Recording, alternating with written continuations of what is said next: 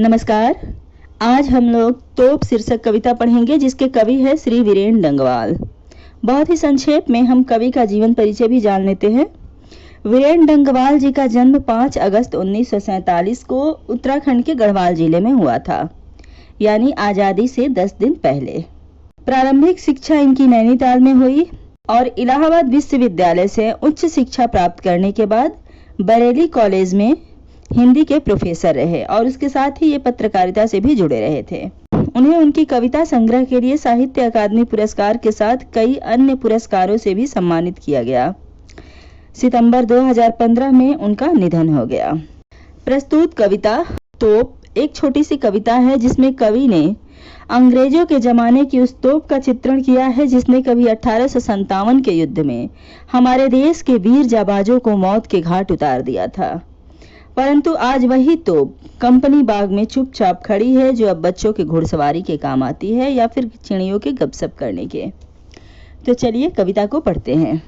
Company बाग के मुहाने पर धर रखी गई है यह 1857 की तोप। इसकी होती है बड़ी संभाल, विरासत में मिले कंपनी बाग की तरह। साल में चमकाई जाती है 2 बार।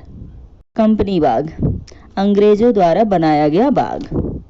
ईस्ट इंडिया कंपनी द्वारा भारत में दिल्ली, राजस्थान, कानपुर, अमृतसर आदि कई जगहों पर बाग यानी पार्क बनवाया गया था। उन्हीं बागों को कंपनी बाग के नाम से जानते हैं। यहाँ पर कवि कानपुर की कंपनी बाग का जिक्र कर रहे हैं।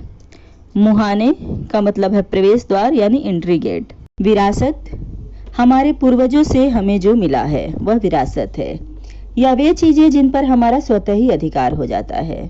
जैसे कंपनी बाग हमें विरासत में मिली है, लेकिन अंग्रेज हमारे पूर्वज तो थे नहीं, परंतु वे अपने इस बनाए हुए बागों को अपने साथ तो ले नहीं जा सकते थे, इसलिए इन बागों पर स्वतः ही हमारा अधिकार हो गया।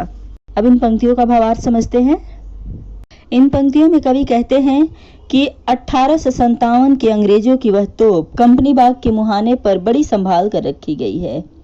विरासत में मिले कंपनी बाग की तरह इसकी भी देखभाल बड़ी अच्छी तरह से की जाती है। साल में इसे 2 बार चमकाया भी जाता है। साल में 2 बार यानी 26 जनवरी और 15 अगस्त।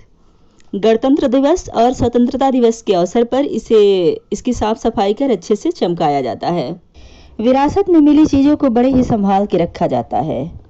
उनकी बड़ी संभाल इसलिए होती है क्योंकि ये तमाम चीज़ें हमारे इतिहास को याद दिलाती है। ये प्रतीक या धरोहर भी 2 प्रकार की हुआ करती है।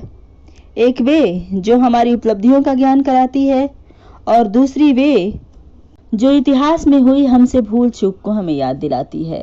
तो यहाँ पर हमें विरासत में मिला हुआ जो प्रतीक है वो हमें याद दिलाता है कि किस प्रकार कभी ईस्ट इंडिया कंपनी भारत में व्यापार करने के इरादे से आई थी, लेकिन धीरे धीरे उसने हमारे पूरे देश पर कब्जा कर लिया, जिसके फलस्वरूप हमारे देश की कई पीढ़ियों को गुलामी की उस यातना को सहना पड़ा था। तो इन प्रतीकों के बहाने हमें यह याद रखना होगा कि भविष्य में हमसे ऐसी कोई भूल ना हो कि कोई विदेशी ताकत हमारा फायदा उठा सके। हमारे आपस में चाहे कितने भी मतभेद हो, परंतु जब भी राष्ट्र की बात हो तो हमेशा हमें एकजुट रहना चाहिए। अगली पंक्तियां। सुबह शाम कंपनी बाग में आते हैं बहुत से सैलानी। उन्हें बताती है यह तोप कि मैं बड़ी जबर उड़ा दिए थे मैंने अच्छे अच्छे सुरमाओं के धज्जे अपने जमाने में। सैलानी का अर्थ है दर्शनीय स्थल पर आने वाले यात्री यानी टूरिस्ट। जबर मतलब ताकतवर, सुरमा यानी वीर। तो इन पंक्तियों में कवि कहते हैं कि सुबह से शाम तक कंपनी बाग में बहुत से सैलानी आते हैं, जिन्हें यह तो बताती है कि मैं बड़ी ताकतवर थी। अपने जमाने में मैंने बड़े बड़े वीरों की धज्जियां उड़ा दी थी। अब तो बहरहाल छोटे लड़कों की घुड़सवारी से अगर यह फारिग हो तो उसके ऊपर बैठकर चिड़िया ही अक्सर करती हैं गपशप। कभी कभी शैतानी में वे इसके भीतर भी घुस जाती है, खासकर गौरैये। वे बताती हैं कि दरअसल कितनी भी बड़ी हो तो एक दिन तो होना ही है उसका मुंह बंद। फारिग का अर्थ है खाली होना, अर्थात अब तो वही तोप बेकाम हो चुकी है। छोटे छोटे बच्चे उस पर बैठकर घुड़सवारी करते हैं और जब उनसे खाली होती है तो उसके ऊपर चिड़िया बैठकर गपशप करती है।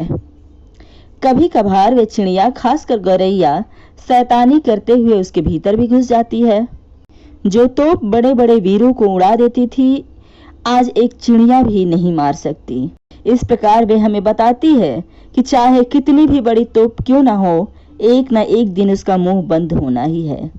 अर्थात कोई क्रूर या अत्याचारी चाहे कितना भी शक्तिशाली क्यों ना हो, एक दिन उसका पतन होना निश्चित है।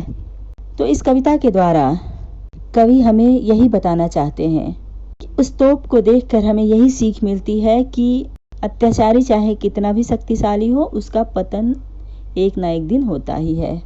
तो इस प्रकार आपकी ये कविता समाप्त होती है। धन्यवाद।